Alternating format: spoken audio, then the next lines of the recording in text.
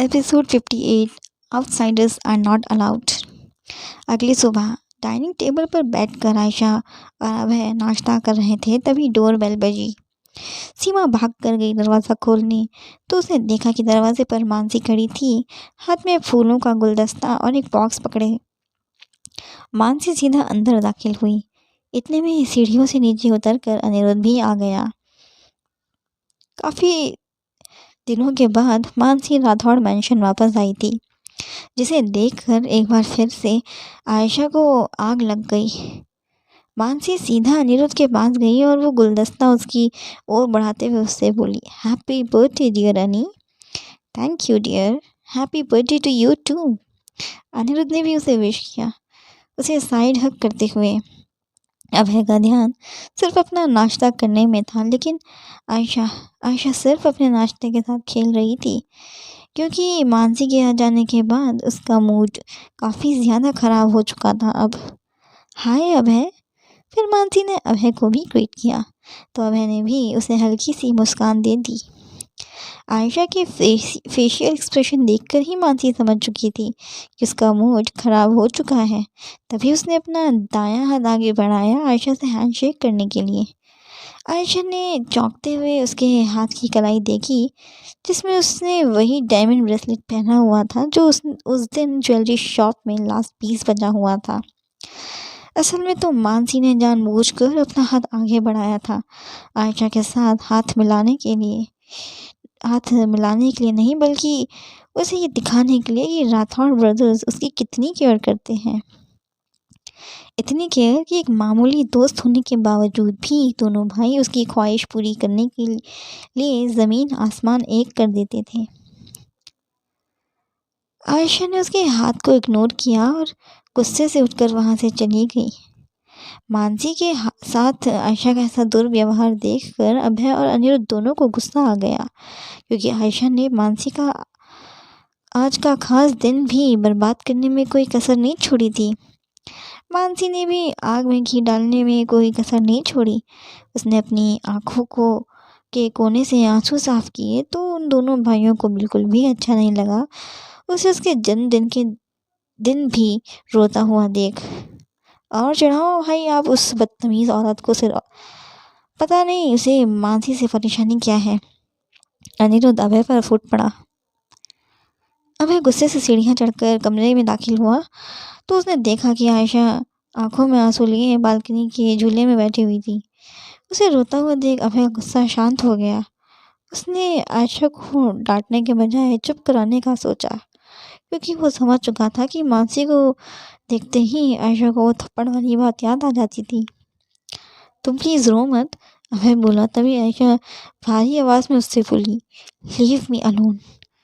आयशा की दुखी आवाज़ से अभय समझ गया कि इस वक्त उसका मूड काफ़ी ज़्यादा ख़राब है, इसलिए वो बिना कुछ कहे कमरे में वापस आ गया।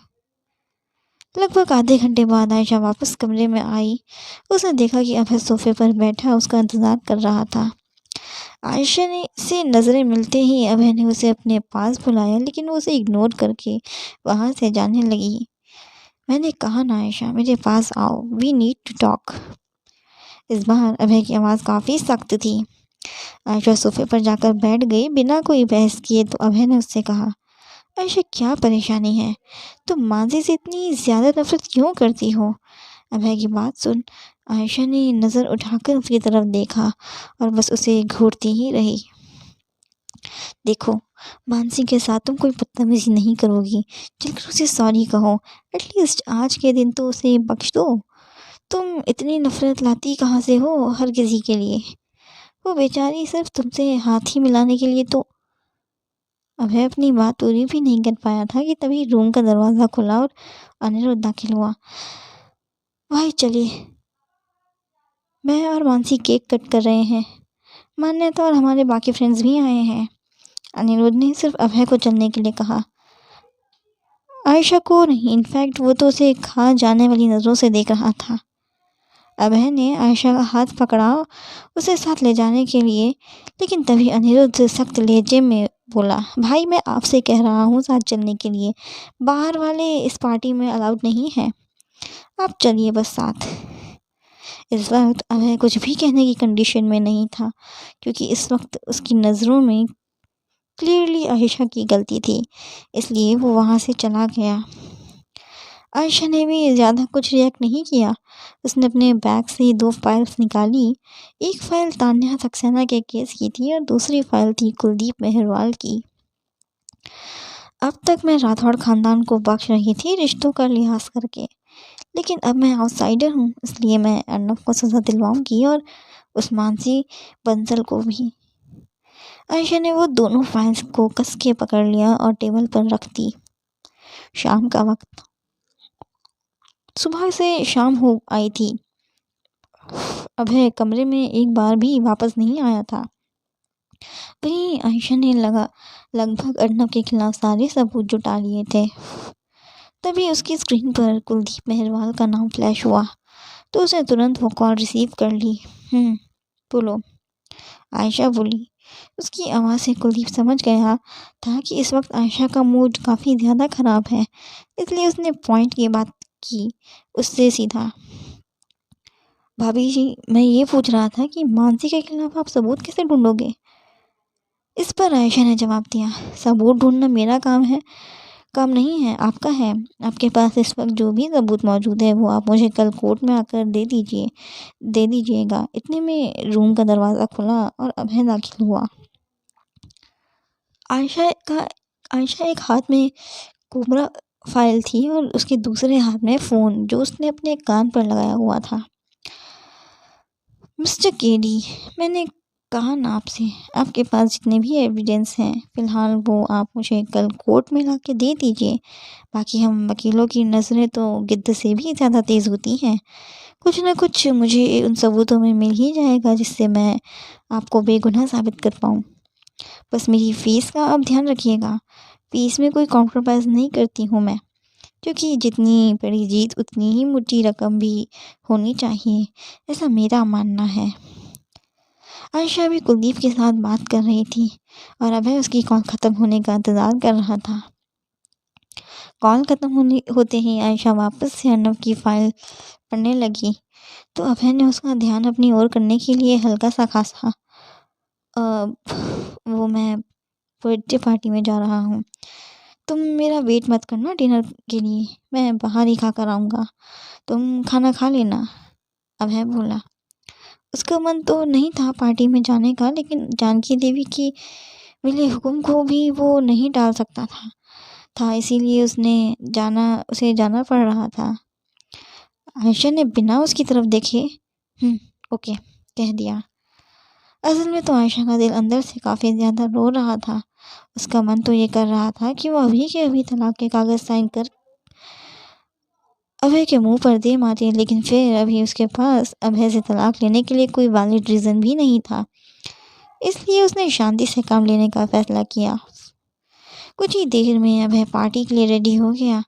वो आयशा के सामने खड़ा हो गया ताकि वो एक झलक उसकी तरफ देखे, लेकिन आयशा ने बिज़ी होने का नाटक किया कि वो इस वक्त कोई ज़रूरी फ़ाइल पढ़ने में व्यस्त है।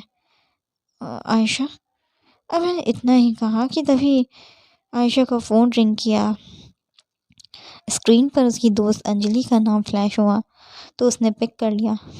जी मैडम, बोलिए, आज आपको हमारी याद कैसे आ गई? आयशा ने बड़ी ही कूल आवाज़ में अंजलि से पूछा।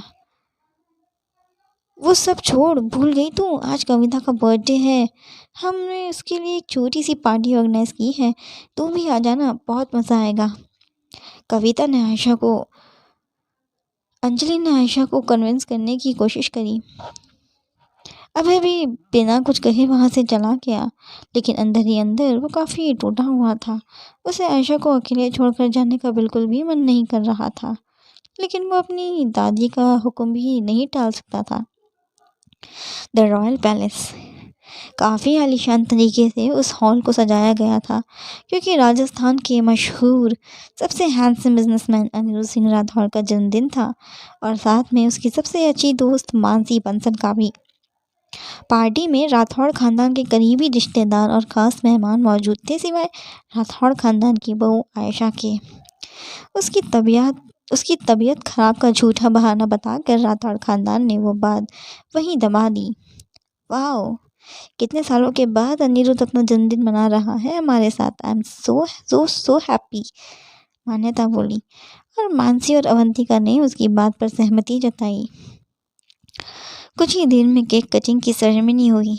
अनिरुद्ध ने सबसे पहले जानकी को केक खिलाया और फिर बाकी सबको भी। उधर आयशा भी इस वक्त उसी सेम पैलेस में मौजूद थी जहां इस वक्त अभय और बाकी का राठौड़ खानदान भी मौजूद था। अनिरुद्ध और मानसी का बर्थडे सेलिब्रेट कर रहा। तभी अंजलि की नज़र अभय पर पड़ी, जो इस वक्त दूर खड़े हैरानी से आयशा को ही देखे जा रहा था। आयशा ने तो उसे पहले ही वहां देख लिया था, लेकिन वो बस अभय को और उसके खानदान को इग्नोर कर रही थी। तभी वहां पर सायशा भी आ गई। उसने अपनी बहन आयशा को गले लगा लिया, लेकिन उसके कान में बोली, अभय और उसकी फैमिली भी है ना यहाँ। तू उधर मत देख, इग्नोर कर, बाद में सब कुछ बताऊंगी मैं तुझे, आयशा उसके कान में बोली। उसके बाद आयशा भी अपने फ्रेंड्स के साथ पार्टी एंजॉय करने लगी। तभी हॉल में भीड़ इकट्ठा हो गई।